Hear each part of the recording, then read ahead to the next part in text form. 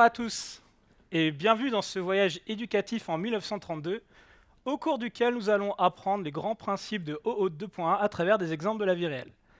Donc, je me présente, je m'appelle Julien Topsu et je suis coach technique chez Shodo, qui est une ESN parisienne et nantaise qui veut redonner du sens au salariat en réintégrant des principes du freelancing et qui est spécialisée dans le software Craftmanship, le domaine driven design. Et la raison pour laquelle je suis devant vous aujourd'hui, c'est qu'au sein du Grand Budapest Hotel, je ne sais pas si certains d'entre vous ont vu le film de Wes Anderson, eh bien, je joue le rôle du responsable de la sécurité. Et comme vous l'avez vu dans le générique, un jour, on a eu un problème. Enfin, on a un problème récurrent en fait qui ternit l'image du palace. On a un problème de squatter. Comme vous avez vu dans le générique, on a eu un jour deux convives qui se sont tapés dessus parce qu'il y en a un qui a trouvé l'autre qui squattait son lit. Pour vous expliquer pourquoi on a ce problème, il faut d'abord que je vous explique comment l'hôtel est organisé. Il y a deux grandes parties en fait dans l'hôtel. Il y a la partie privée, où vous avez les chambres de nos convives, la pâtisserie Mendels, qui est à l'intérieur de l'hôtel, que vous avez vu dans le générique, qui est très très connu, parce qu'on a des pâtisseries qui sont très demandées. Et puis là, vous avez le bureau du concierge général Gustave, qui est le manager de l'hôtel. Et de l'autre côté, vous avez le lobby. Le lobby, c'est là où on va accueillir nos convives. Et ça, c'est la partie publique. Et Gustave, donc le manager, pour sécuriser l'accès aux parties privées, a installé une serrure à code sur l'unique porte qui sépare les deux espaces. Et ce code, bien sûr, il le donne à tous les convives et à tous les employés de l'hôtel. Mais le problème, c'est qu'il n'y en a qu'un seul de code. Et il ne change jamais. Donc ce qui se passe, c'est que des fois, on a des convives qui reviennent plus tard en ville, et sans aucune réservation, ils se rappellent qu'on leur avait donné ce code, ils essayent, ça marche, et certains vont squatter des chambres. C'est pour ça qu'on a ce problème de squatter. Donc ici, on a ce qu'on appelle un problème de révocation. Parce qu'une fois qu'on a donné le code à un convive, on n'a aucun moyen en fait, de récupérer ce code. Et on peut pas, en fait, on n'est pas dans Men in Black, on n'a pas la petite zapette là pour lui effacer la mémoire. Donc le seul moyen qu'on a, ce serait de changer le code à chaque fois que quelqu'un rentre sa chambre. Cependant, on a 400 convives dans l'hôtel, des entrées-sorties toutes les 30 minutes, et on est en 1932, donc imaginez si toutes les 30 minutes, il fallait notifier 400 personnes, c'est pas dingue. Mais pourquoi je vous parle de ça ? Parce que c'est exactement le même problème qu'on a dans le web aujourd'hui. Et je vais prendre l'exemple de Facebook. Alors pour ceux qui me connaissent et qui ont peut-être vu mon talk au DevOps d'idées 2019, j'aime bien taper sur Facebook quand il s'agit de sécurité. Alors, Facebook, jusqu'en 2016, vous proposez d'importer vos contacts mail et les transformer en amis, s'ils avaient un compte sur Facebook. Donc là, c'est un peu vieux. Il y en a peut-être certains qui n'ont jamais connu ces providers mail, mais imaginez que c'est Gmail ici. Et comment Facebook faisait pour importer vos contacts de Gmail ? Par la manière la plus safe qui soit. Il y a une mire de login là en bas, et on vous dit donne-moi ton email et le mot de passe de ton mail. Et surtout, t'inquiète pas, on ne va pas stocker ton mot de passe. C'est juste qu'en 2018, ils ont eu un tout petit bug qui faisait qu'ils loguaient en clair les mots de passe de leurs utilisateurs dans leur système de monitoring, mais c'est pas grave. Bon, admettons que Facebook soit pas malveillant, ce qui est déjà un gros truc. Imaginons que vous avez voulu importer vos contacts et vous vous rendez compte qu'il y a un bug. Facebook continue d'importer vos contacts, et c'est pas quelque chose que vous avez envie. Donc là, comme il n'y a aucune option qui vous permet de dire à Facebook « mais oublie mon mot de passe », le seul moyen que vous allez avoir, parce que là c'est encore un problème de révocation, ça va être de générer un nouveau mot de passe. Et ça va être embêtant pour vous, parce que vous allez devoir changer le mot de passe de votre Gmail, donc il faut en apprendre un nouveau, et vous allez devoir changer toutes vos intégrations. Donc si par exemple vous avez LinkedIn qui importe aussi automatiquement vos contacts depuis votre Gmail, et que c'est un comportement que vous voulez garder, il va falloir changer partout. Donc là on a un problème de révocation. Et ça, ce problème, c'est l'une des raisons pour laquelle, il y a 10 ans de ça, on a inventé le pattern de délégation d'autorisation OAuth. Donc, comment on fixe ce problème de révocation ? Donc, pour ça, on va se remettre dans le contexte de l'hôtel avec les convives qui squattent des rooms, enfin des chambres, et on va voir comment on a fait pour résoudre ça. Mais d'abord, il faut que je vous donne quelques mots de vocabulaire. Si vous vous rappelez du scénario, ce qu'on tente d'accéder, ce sont les chambres. Donc, les chambres, on va appeler ça des ressources. Le Grand Budapest Hotel, au sens de l'entreprise, c'est l'entreprise qui possède ces chambres. Donc on va appeler ça le ressource owner. L'hôtel, c'est là le bâtiment, c'est là où physiquement sont les chambres, et c'est là où on va les accéder, donc on va appeler ça le ressource serveur. Et les convives, donc sont les personnes qui tentent d'accéder aux chambres, aux ressources, ce sont donc les clients. Donc, ce qu'on s'est dit, c'est qu'à partir de maintenant, pour résoudre ce problème de squatter, on allait distribuer des codes d'accès temporaires et personnalisés. Personnalisés parce que une fois qu'on a donné le code à quelqu'un et qu'on a envie de révoquer son accès, bah, on n'a pas envie, qu'en révoquant l'accès de quelqu'un, c'est des impacts sur les autres. Ça, c'est ce que nous apporte le côté personnalisé. Et temporaire, parce qu'on veut éviter justement ce phénomène de squattage. Et ce qu'on a envie, c'est que ce code d'accès il soit plus utilisable une fois qu'il a rendu sa chambre. Et on s'est demandé, mais qu'est-ce que dans le contexte d'une réservation de chambre d'hôtel pouvait être à la fois unique et temporaire? Et en fait, c'était assez simple. On s'est dit qu'on allait utiliser le numéro de réservation. Donc, ce qui se passe, c'est que quand nos convives nous appellent pour réserver une chambre, ensuite, on va leur envoyer un courrier. Et dans ce courrier, il a le numéro de réservation. Le numéro de réservation identifie de manière unique la réservation de quelqu'un en particulier. Et une fois que la réservation est terminée, enfin qu'il a rendu sa chambre, ce numéro n'a plus aucun sens. Donc on s'est dit, ça c'est un bon candidat pour être un code d'autorisation, donc pour ouvrir la porte. Et ça, c'est ce qu'on appelle, un petit mot de vocabulaire, l'Authorization Code. Ok. Donc grâce à ça, maintenant, on n'a plus de problème de squatter, et automatiquement, le numéro de réservation, à la fin de la réservation, il ne sert plus à rien. Super.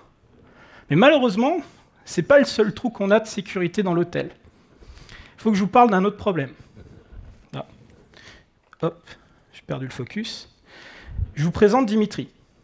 Et Dimitri, c'est un des VIP de l'hôtel. Et un jour, il est venu voir Gustave. Il n'était pas content du tout. Parce qu'il s'est rendu compte que quelqu'un avait détourné son ardoise. Alors, pour vous expliquer, nos VIP, ils peuvent contracter une ardoise sur laquelle ils vont mettre tout ce qu'ils consomment et ils vont payer à la fin en fait, de leur séjour. Et là, il s'est rendu compte que quelqu'un, sans son accord, avait commandé tout un tas de pâtisseries et qu'il avait payé pour quelqu'un d'autre. Donc, on a fait quelques investigations, on s'est demandé d'où ça venait. Et comme je vous l'ai dit, nos pâtisseries sont très demandées. Donc, on s'est dit qu'on allait offrir un nouveau service à nos VIP. Quand ils vont être en ville ou en bas des pistes de ski, si ça leur dit, ils peuvent nous appeler, commander une pâtisserie et on va leur livrer. Qu'est-ce qu'on ne ferait pas pour du 5 étoiles? Sauf que on est un hôtel, la livraison, ce n'est pas notre cœur de métier. Donc on s'est associé avec une entreprise spécialisée qui s'appelle Robert Eat. Toute ressemblance avec une figure du Parti communiste des années 90 serait que fortuite, pour ceux qui sont assez vieux pour connaître, et donc qui vont faire la livraison pour nous. Donc quel était le process à ce moment-là? Donc Dimitri, quand il voulait une pâtisserie, il appelle Robert Eat en disant « je veux commander ». Mais Robert Eat, donc l'entreprise, va devoir mettre tout ce qu'il commande sur l'ardoise de Dimitri. Et ils ne peuvent pas accéder à son ardoise comme ça. Ils vont avoir besoin de son numéro de compte et de son mot de passe au sein du Grand Budapest Hotel, juste pour facturer. Et là, ouais, ok, Dimitri donnait ses informations. Et on a travaillé comme ça pendant un moment. Sauf qu'un jour, chez Robert Eat, c'était un employé malveillant.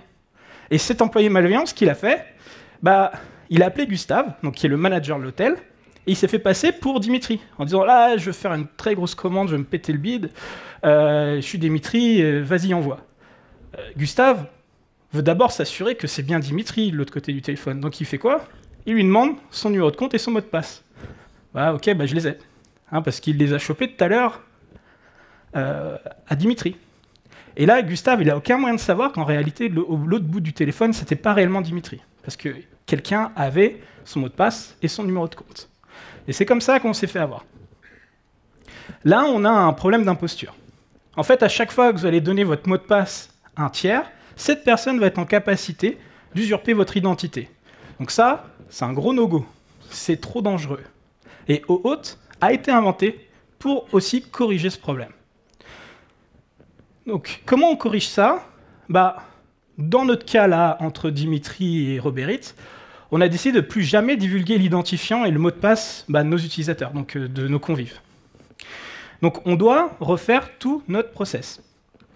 Donc maintenant, quand Dimitri veut commander auprès de Robert Eat, on lui a dit « tu ne dois plus jamais donner ton mot de passe à ces gens-là, c'est trop dangereux ». Et on a dit aussi aux employés de Robert Eat de ne plus jamais demander. Mais là, ils vont avoir un petit problème.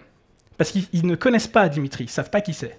Et ils doivent s'assurer que Dimitri a bien une ardoise au sein du Grand Budapest Hotel. Parce que s'ils passent des commandes Robert Eats, alors que ce n'est pas des VIP, on ne va pas les payer. Donc le seul moyen qu'ils ont, c'est de mettre Dimitri en attente et d'appeler Gustave. Gustave, ils le connaissent. C'est le manager de l'hôtel. On a un contrat avec Robert Eats. Donc, ils savent aussi que Gustave est en capacité de vérifier que Dimitri est bien un VIP de l'hôtel. Hein, parce que c'est Gustave qui gère tout. Donc, ils appellent Gustave. Il y a un gars qui me dit qu'il s'appelle Dimitri, et tu peux vérifier que c'est bien VIP chez toi. Et une fois que tu as vérifié, rappelle-moi ce numéro. Hein, on est en 1932. Hein. OK. Ils transfèrent donc Dimitri à Gustave, et ils sont plus dans et Robert Eats n'est plus du tout dans l'appel. Hein. Et là, en fait, Gustave, pour s'assurer que Dimitri est bien la personne qu'il prétend être, il lui demande son numéro de compte et son mot de passe. Et Dimitri connaît Gustave. Il sait que c'est le manager de l'hôtel. Il sait que c'est son boulot de gérer les comptes de l'hôtel. Donc là, pour lui, c'est OK de donner son mot de passe et son numéro de compte. Et une fois que Gustave, donc le manager, se rend compte que ce sont les bonnes informations, il va confirmer l'identité de Dimitri et de ses accès auprès de Robert Eats, hein, en le rappelant au numéro spécifié. Ce process, c'est ce qu'on appelle l'authentification par tiers.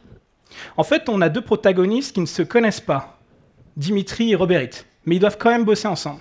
Et pour pouvoir bosser ensemble, ils vont s'appuyer sur un tiers de confiance, qui est Gustave, qui les connaît et qui va leur permettre de travailler ensemble. Gustave, dans ce process, tient le rôle de l'authorization server. Son but, c'est d'authentifier et de protéger Dimitri. Pourquoi il le protège?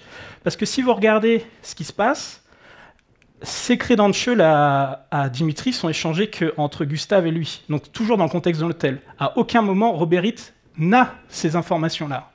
Donc il le protège. Et Gustave a bien pu confirmer à Robert Eats que Dimitri a bien les accès qu'il prétend avoir. Ce que je vous ai mis là. OK. Mais ça, malheureusement, ce n'est pas tout. Parce que, à la suite de ça, il faut aller la chercher, la pâtisserie. Et la pâtisserie, elle est derrière cette serrure à code. Donc en fait, ce que fait Gustave quand il rappelle Robert Eats, il leur donne un numéro de commande. Et ça va être exactement la même chose qu'avec le numéro de réservation de la chambre d'hôtel. C'est que ce numéro de commande va permettre à un coursier de Robert Eats d'aller ouvrir la porte.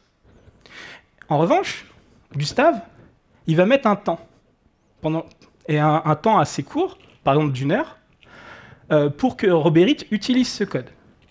S'il met plus d'1 heure, parce qu'on considère que en 1 heure, Dimitri il a le temps de bouger en ville, hein, et puis bon, la pâtisserie, elle va commencer à rassir, donc c'est pas sûr qu'ils veuillent toujours cette pâtisserie. Donc c'est une mesure aussi de sécurité. Si on dépasse cette heure, on va devoir recommencer tout avec Dimitri, pour être sûr qu'il en veut toujours, etc. Donc Robert Eats ensuite reprend Dimitri au téléphone, lui demande ce qu'il veut, un courte-sens, c'est le nom de la pâtisserie, et avec le numéro de commande de Dimitri, ils vont être capables d'ouvrir la serrure à code, et ils ont 1 heure pour faire ça. Ok, super. Donc là, on a corrigé notre problème où on divulguait les identifiants de Dimitri à Robert Eats. Et à la place, en fait, on a un authorization server, donc qui est Gustave, qui distribue des accès temporaires à Robert Eats. Donc dans le scénario qu'on vient de voir, on avait des ardoises, les pâtisseries, c'est ce qu'on tente d'accéder, ce sont les ressources. Dimitri, c'est le ressource owner et le end-user. Ressource owner, pourquoi? Parce que l'ardoise et pâtisserie, en fait, lui appartiennent. End-user, parce que c'est la personne à qui on remet le service. C'est pas forcément tout le temps les mêmes personnes. Hein. Un end-user peut demander d'accéder aux ressources d'une autre personne.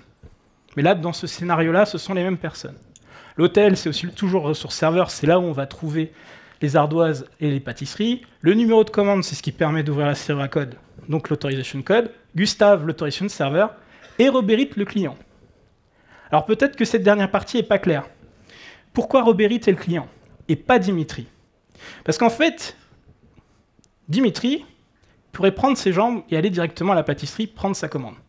Mais ce n'est pas ce qu'il fait. Il préfère déléguer ça à un tiers, qui est Robert Eats. Donc, ce qu'il veut, c'est qu'on lui offre un service en déléguant la manipulation de ces ressources. Et le tiers, dans ce cas-là, qui accède à ces ressources en son nom, c'est le client. Donc de manière analogue, Roberit, c'est le client de ressources, donc c'est la personne qui va manipuler les ressources d'un end-user en son nom, auprès du ressource serveur, donc de l'hôtel, pour lui offrir un service, le service de livraison. Ça va? Donc c'est ça la grande différence entre les deux. Revenons à Facebook et Google. On a notre mire de login ici, là, où à la base, Facebook vous demande votre mot de passe pour votre email. Pourquoi c'est dangereux? Vous savez tous que Facebook a lancé le métaverse. Non? Quand même. Vous savez tous qu'ils sont en galère avec le métaverse. Donc qu'est-ce qu'ils vont faire? Ils vont envoyer plein de mails à vos contacts en disant « Ouais, le métaverse c'est trop bien, il faut venir ». Et là, vous allez vous faire détester par tout le monde. Alors non, ils ne vont pas vraiment le faire. Mais en fait, là, ils ont la capacité, avec votre mot de passe, de se faire passer pour vous. Et vos contacts vont rien voir. Ils ne vont pas savoir que c'est vraiment vous qui envoyez les emails. Donc c'est pour ça que c'est très dangereux de donner votre mot de passe à Facebook. Et à qui que ce soit d'autre, d'ailleurs. Donc on va corriger ça en appliquant ce qu'on vient de voir. Alors sachez que c'est un truc qui n'a jamais été fait. Hein. Ils ont décommissionné ça en 2016, ils n'ont jamais fait l'intégration qu'on va voir et qu'on va simuler là pour l'exercice. Donc, on a plusieurs acteurs. D'abord, il y a vous. Donc vous êtes la personne qui tentait d'importer vos contacts dans Facebook. Donc quel est votre rôle dans ce qu'on a vu tout à l'heure dans les mots de vocabulaire? Pardon? Ressource owner, mais il y en a un autre aussi? End user. Mais les deux sont vrais, parce que ce sont vos contacts et c'est vous qui demandez le service. Les contacts, ce sont les... Allez-y. Merci. Les ressources. Les ressources sont dans Gmail, donc Gmail est le... ressource serveur. Hein, c'est lui où vous allez trouver les contacts. Facebook. Donc Facebook, c'est la personne à qui, en fait, vous déléguez le fait d'aller chercher vos contacts, parce que vous pouvez les mettre manuellement, hein, et les convertir en amis Facebook. Donc Facebook, c'est le... Merci. Et il y en a un autre, Google. Pourquoi? Parce qu'en réalité, vous n'avez pas de compte Gmail. Vous avez un compte Google. Et avec ce compte Google, vous pouvez accéder à votre Google Drive, Google Doc. Il y a un site spécialisé qui s'appelle account.google.com. Donc, account.google.com, c'est la personne, l'entité qui gère votre compte. Donc là, Google, c'est le Authentication Server. Authorization Server, excusez-moi. Donc si on applique le process qu'on vient de voir, quand vous demandez à Facebook d'importer vos contacts, Facebook, c'est maintenant qu'il ne peut pas vous demander votre mot de passe. Donc le seul moyen qu'ils vont avoir de vérifier que vous avez bien un compte auprès de Google, c'est de vous rediriger sur le site de Google. En faisant ça, en fait, c'est une demande à Google. Tu peux authentifier ce gars-là et me filer derrière un authorization code pour que je puisse récupérer ses contacts. Donc là, physiquement, vous êtes sur le site de Google. Donc Google vous affiche une mire de login. Vous avez une belle mire de login Google qui vous invite à vous connecter avec votre mot de passe et votre email. Mais là, vous êtes sur le site de Google, donc donner votre mot de passe Google à Google, c'est OK. Vous voyez? Donc, par contre, donner votre mot de passe Google à Facebook, c'est pas bien. Quand j'ai dit tout à l'heure que c'était OK de donner son mot de passe à Gustave, c'était juste pour l'exercice. Parce qu'en réalité, ne donnez jamais votre mot de passe à une personne réelle, hein, seulement des applications. D'ailleurs, il y a un truc que j'ai oublié de dire, c'est que le client, en haut, c'est toujours une application, hein, c'est jamais une personne. D'accord? Les seules personnes, ce sont le ressource owner et le end user. Donc maintenant que vous avez donné votre mot de passe à Google, Google est en capacité de vous authentifier et vous redirige sur le site de Facebook. Et quand il vous redirige sur le site de Facebook, il met dans la redirection l'Authorization Code, qui va permettre à Facebook de récupérer vos contacts. Ça, c'est clair, ça? Cependant, il y a un piège, parce que ça ne se passe pas exactement comme ça ici. Parce qu'en fonctionnant comme ça, on a eu plein de problèmes. Je vais vous expliquer pourquoi. On a une nouvelle fois deux convives qui se sont tapés dessus, et on s'est rendu compte que c'était encore un problème de squattage. On s'est dit, mais comment c'est possible? On avait corrigé ce problème. En faisant des investigations, on s'est rendu compte que deux personnes avaient exactement le même numéro de réservation. Alors d'où ça vient, ça? En fait, c'est un problème de regard indiscret. Si vous vous rappelez, je vous ai dit qu'on envoyait le numéro de réservation. par courrier. Le problème d'un courrier, donc un vrai, hein, pas un mail, hein, on est en 32. Bon, ceci dit, il y a même problème avec les mails. Mais bon. Quand vous envoyez un courrier à quelqu'un, vous ne pouvez pas être sûr que cette personne a reçu votre courrier. Je ne parle pas d'accusé de réception. Hein. Vous ne pouvez pas être sûr, parce que le postier, il peut perdre votre lettre, ou il peut la remettre dans la mauvaise boîte aux lettres. Mais il y a un autre problème aussi avec le courrier. C'est que vous ne pouvez pas savoir, même si votre destinataire a reçu sa lettre, si quelqu'un n'a pas intercepté la lettre. Le facteur, il peut l'ouvrir, la lire, la refermer. Ouais. Et là, il pourrait même la garder pour lui, d'ailleurs. Hein. Et là, en fait, c'était même pire que ça, c'est que notre convive, il était dans son hall, il ouvre sa lettre, et là, il y a un de ses voisins qui passe, il jette un œil par-dessus son épaule, il voit le numéro de réservation, et il se pointe avant lui à l'hôtel. Et c'est comme ça qu'on s'est fait avoir. Donc, un envoi par courrier, en sécurité, on appelle ça un front channel. Un front channel, c'est un canal de communication où vous ne pouvez pas être sûr que votre destinataire a bien reçu l'information. Et même s'il a reçu l'information, vous ne pouvez pas être sûr que quelqu'un ne l'a pas intercepté. Ce qui veut dire que sur un front channel et donc un envoi par courrier, on ne peut pas fournir des accès, c'est trop dangereux. Donc on ne peut pas utiliser ce numéro de réservation pour aller ouvrir la porte. Donc on s'est dit, on va changer encore une fois, et on va rendre ça un petit peu plus dur. Et vous allez voir que c'est un process que vous connaissez absolument tous quand vous allez récupérer votre chambre d'hôtel. En fait, on va remettre les accès en main propre. Donc nos convives, ils ont toujours ce numéro de réservation. On leur envoie. Donc ce que j'ai oublié de dire, c'est qu'on va virer la serrure à code et on va mettre une badgeuse, d'accord? Et maintenant, il faut des cartes pour ouvrir la porte. Donc nos convives, maintenant, ils savent que le numéro de réservation ne permet plus d'ouvrir la porte, hein, c'est une badgeuse. Donc qu'est-ce qu'ils vont devoir faire? Ils vont aller à la réception. Ils vont se présenter avec le numéro de réservation qu'on leur a envoyé, et Gustave, donc le manager, va vérifier si ce numéro de réservation est valide. Et s'il l'est, qu'est-ce qu'il fait? Il donne une carte. Je pense que vous avez tous vécu ça dans les hôtels. Et la carte, c'est ce qui permet d'ouvrir la porte. Ce n'est pas le numéro de réservation. Donc le but du numéro de réservation, c'est juste d'être échangé contre une carte d'accès. Une fois qu'il est échangé contre une carte d'accès, il n'est plus utilisable. Donc si quelqu'un d'autre se ramène avec, on va lui dire « Non, mais c'est mort, en fait, c'est déjà échangé. On ne pourra pas l'utiliser. » Il a toujours une période de validité. Donc là, pour l'exercice, on pourrait dire que c'est jusqu'au premier jour de sa réservation. Une fois qu'on arrive après, c'est mort. S'il veut accéder à une chambre d'hôtel, il va falloir faire tout le process. Donc il y a toujours une période de validité pendant laquelle vous pouvez échanger pour cette carte d'accès. Et la carte d'accès en elle-même a aussi une période de validité. Là, ce qu'on veut faire, c'est que, bien sûr, encore une fois que sa réservation est terminée, elle ne soit plus utilisable. Parce que sinon, il va pouvoir squatter. Donc, l'Authorization Code, c'est toujours le numéro de réservation. Il est échangé sur un front channel, donc on ne peut pas l'utiliser pour accéder directement aux chambres. Par contre, il va être juste utile pour être échangé contre la carte qui s'appelle un Access Token. L'Access Token, il est toujours donné, en fait, dans ce schéma-là, en main propre. En fait, quand Gustave donne la carte à Dimitri, il est sûr que c'est Dimitri qui l'a en main, qu'elle ne s'est pas perdue et que personne ne l'a interceptée au vol. Donc, la remise en main propre, c'est ce qu'on appelle un back-channel. Et ça, c'est sécurisé. Un back-channel, on est quasi sûr. Il est très difficile sur un back-channel de réussir à intercepter ou de perdre l'information.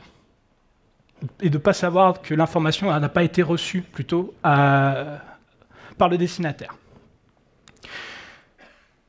Ok, bon ça, je viens de vous faire le résumé. Donc, où est-ce que ça se passe dans le cas réel? Eh bien, c'est au moment où Google vous redirige sur Facebook. Il va donner, dans cette redirection, l'Authorization Code. Mais si vous savez comment fonctionne une redirection, en fait, il n'y a jamais de communication entre Google et Facebook. Jamais. D'ailleurs, Facebook ne sait même pas que vous venez de Google. Hein. Donc, ce qui se passe en réalité, c'est que Google envoie un ordre à votre navigateur en disant « redirige l'utilisateur vers Facebook ». Mais si après ça, le navigateur plante, Google ne le saura jamais. Donc, il ne peut pas être sûr que l'Authorization Code qui est dans la redirection soit reçu par Facebook. Il y a un autre problème, c'est que dans une redirection, Le seul moyen que vous avez de passer de l'information, c'est par les URL. Donc généralement, il va se passer ça. Ça, c'est l'URL de redirection, avec l'Authorization Code dedans. Mais passer de l'information dans des URL en redirection, attention, en redirection, je ne parle pas de HTTPS direct, d'un back-end à back-end ou d'un script à back-end, eh bien, ce n'est pas très safe. Parce que ce qui va se passer, c'est que vous allez pouvoir avoir dans votre browser des plugins malveillants qui vont scanner vos URL et intercepter les authorization codes. Comme il y a quelqu'un qui pourrait regarder, enfin, il faut être super rapide, mais qui pourrait regarder et récupérer votre authorization code. En fait, il y a pas mal de moyens d'intercepter cet authorization code. Mais on ne va pas trop rentrer dans le détail, mais sachez qu'une redirection par URL, c'est un front channel. Donc, on sait que l'Authorization Code, on ne peut pas l'utiliser tel quel. Mais une fois que Facebook le récupère l'URL, il va initier une connexion HTTPS directe avec Google. Et HTTPS, c'est synchrone. Donc, et il sait que vous allez savoir que, que Google a reçu en fait, votre information. Parce que vous allez avoir une HTTP 400, HTTP 500, etc. Donc là, on est sur du back-channel. Parce que HTTPS, c'est très difficile à intercepter. Ce n'est pas irréalisable, hein, mais c'est extrêmement difficile à intercepter. Et donc, dans le back-channel, Facebook va donner son authorization code et son client ID, parce qu'en fait, ça va ensemble. Hein. Si la paire ne matche pas, Google ne fera rien. Et si ça match, eh bien, Google, de manière synchrone, va remettre l'access token. Donc, un back-channel, c'est un canal HTTPS qui peut être de back-end à back-end ou de front-end à back-end, du moment que le script front-end qui fait cet appel HTTPS en Ajax vient du domaine de Facebook. Hein, c'est le host, pour ceux qui connaissent, au niveau de l'HTTPS. Enfin bref. Et c'est comme ça que Facebook récupère cet access token. Vous voyez ? Ça, là, ce que vous venez de découvrir, c'est en globalité comment fonctionnent les flows OAuth. Et ce flow-là a un nom en particulier, c'est l'implicit flow. Parce qu'il y a des gens qui connaissent l'implicit flow et qui l'utilisent. Ouais ? Les gens qui n'utilisent pas implicit flow. Ceux qui n'utilisent pas implicit flow, vous faites de l'autre. Non ? Non, vous savez peut-être même pas ce que vous utilisez comme flow, en fait. Donc ça, c'est le flow le plus utilisé à partir des web apps. Hein. Et ce flow que tout le monde quasiment utilise, il est complètement pété. Il faut arrêter de l'utiliser. Ça fait maintenant quelques années, en fait, où on savait un petit peu à l'avance que ce flow était pété.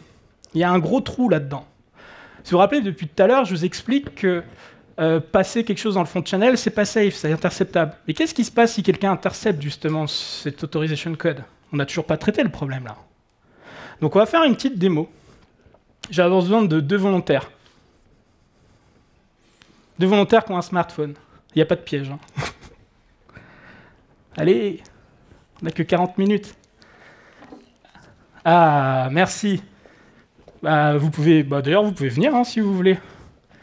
Vous avez tous les 2 un smartphone ? Alors, comment vous appelez ? Valérie ? Stéphane, enchanté. Alors d'ailleurs, en montant, vous êtes OK pour être enregistré et que ce soit diffusé ? Oui ? On va dire oui. OK, super. Hein, ça, c'est légal, tout ça. Alors, je vais vous demander de scanner le petit QR code qui est derrière vous. Il n'y a pas de piège. Hein. Et les autres, vous pouvez scanner. Enfin, voilà ce qu'ils vont voir. Pardon. Est-ce que vous pouvez scanner ça ? Et vous me dites quand c'est bon. Hein.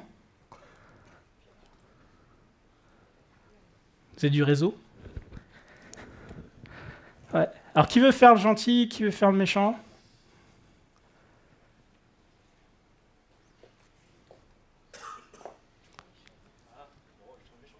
Tu veux faire le méchant ? Alors, venez. Donc, alors rappelez-moi vos prénoms. Stéphane, t'es le méchant. Valérie, t'es la gentille. On se croirait dans Les Inconnus. Alors, si vous vous rappelez un petit peu comment ça marche, la prise de réservation des pâtisseries. Donc, Valérie, donc toi, tu es une employée de Robert Eats, et on fait tout le process là de réservation. Donc, en fait, il y a Dimitri qui t'a appelé. Moi, je suis le manager de l'hôtel.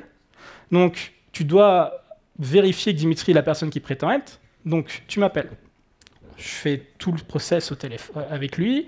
Et quand je te rappelle toi, eh bien, je vais te donner le numéro de commande.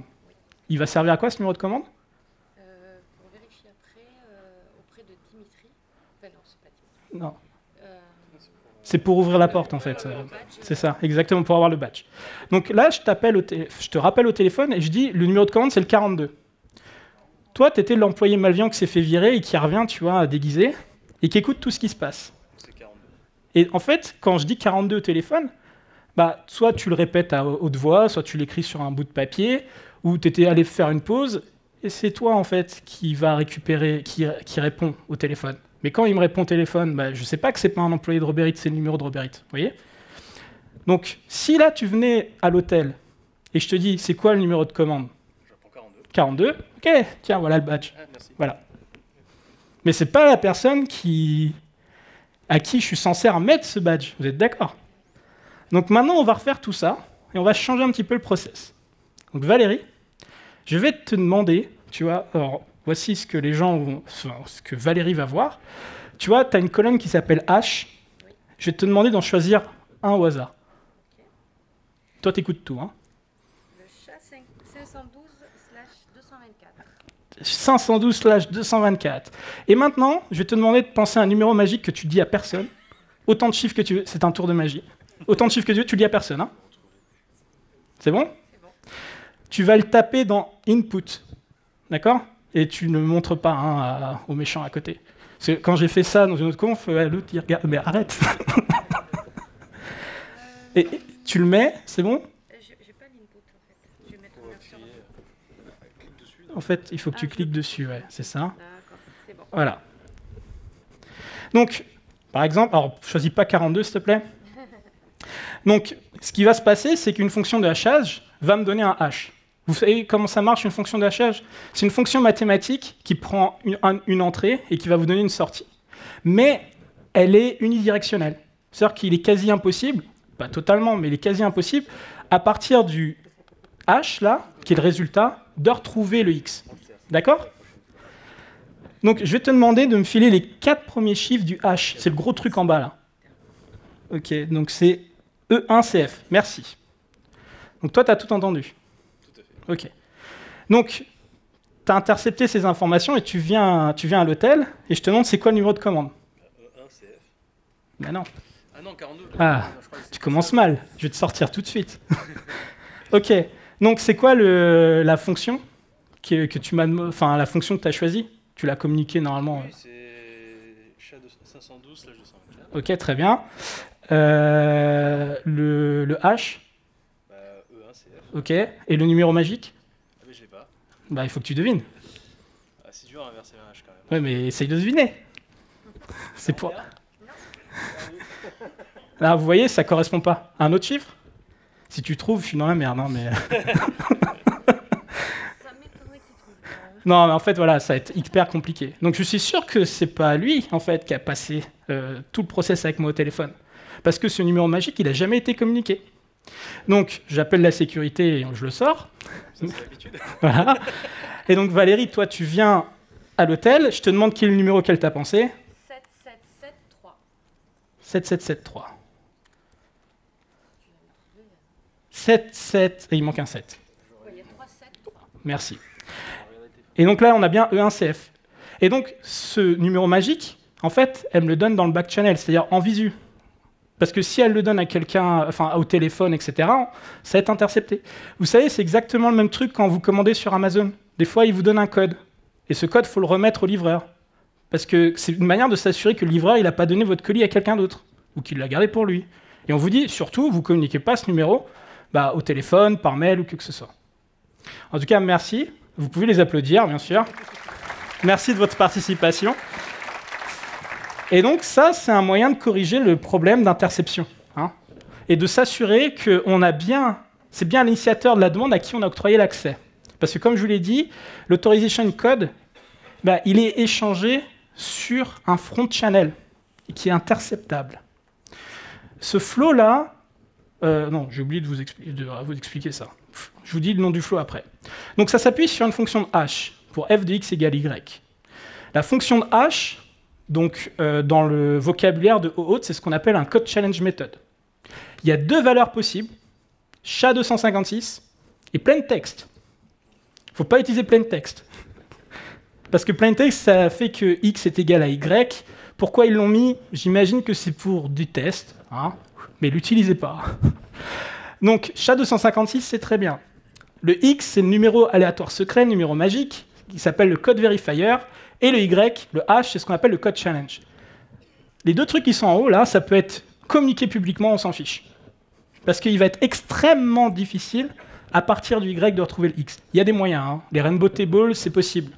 Hein, si vous avez vu ma conf que j'ai donnée ici il y a quelques années, c'est possible. Mais à implémenter dans un flow OAuth, vu la vitesse des échanges, c'est extrêmement compliqué. Donc ça va être, rainbow table, c'est une espèce de table associative, c'est pas vraiment une fonction mathématique. Mais donc ça, c'est communiqué de manière publique sur le front channel. C'est pas réellement public, mais c'est communicable sur le front channel. Par contre, le code verifier, c'est qu'en visu. Donc c'est sur le back channel. Donc comment ça se passe? En fait, quand Facebook vous redirige sur Google, il donne deux informations. En fait, ils en donnent plusieurs. Il donne le redirect URI pour dire où est-ce que Google doit rediriger sur Facebook. Mais il y a aussi le code challenge, donc l'Y, le code challenge method. Donc redirection, hein, donc front channel. Google va stocker ça et va attendre que Facebook se repointe après dans le back channel. Donc en faisant cet appel HTTPS, dans lequel il donne l'autorization code, le client ID et le code verifier. Là, comme on est dans un back channel, Facebook est sûr que c'est Google qui l'a récupéré, que, a priori, personne n'a intercepté cette information. Ce que va faire Google, c'est qu'il va vérifier que f de x égale y, que le code challenge est égal au code challenge method, donc qui était donné publiquement, en prenant en paramètre le code verifier qui lui a été donné sur le back channel. Et si ça match, eh bien, il donne l'access token.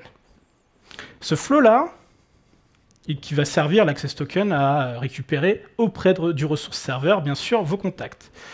Ce flow-là, c'est ce qui s'appelle l'Authorization Code Flow with PKCE, PXE en anglais, et il remplace l'implicit flow et l'Authorization Code Flow que vous connaissez sûrement de back-end en back-end, ce qu'on considère comme étant plus sécure que ce qu'on faisait jusqu'alors. Et ça, fait partie des bonnes pratiques de OAuth 2.1.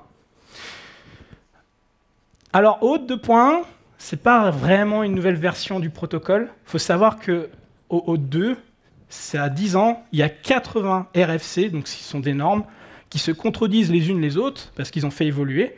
Et si vous essayez de savoir quelles sont les bonnes pratiques actuelles, vous devez tout vous taper et c'est compliqué. Du coup, ils se sont dit, bon, on va tout compiler en une seule norme, une seule RFC, qui est celle-ci. Aujourd'hui, elle est encore en draft, mais cependant, ce sont des choses qui sont déjà normalement à appliquer, parce qu'il y a déjà des RFC qui en parlent de ça. Donc, parce que PKCE, ça a été inventé pour les mobiles, par exemple, depuis quelques années. Donc, ce qui change, c'est ça, c'est PKCE. Ils ont complètement enlevé le password credential flow, pour ceux qui connaissent, hein, parce que c'est considéré comme étant trop dangereux. Et en fait, voilà, donc vous avez quelques bonnes pratiques ici qui sont résumées. Vous pouvez aller sur ce site là, oauth2.net/2.1 pour avoir toutes les informations, parce que c'était une version courte, d'habitude je le fais en 50 minutes ce talk. En tout cas, c'est tout pour moi. J'espère que vous avez mieux compris de ce qu'était OAuth 2. Et puis, si vous avez des questions, je serai disponible après ce talk. Merci beaucoup.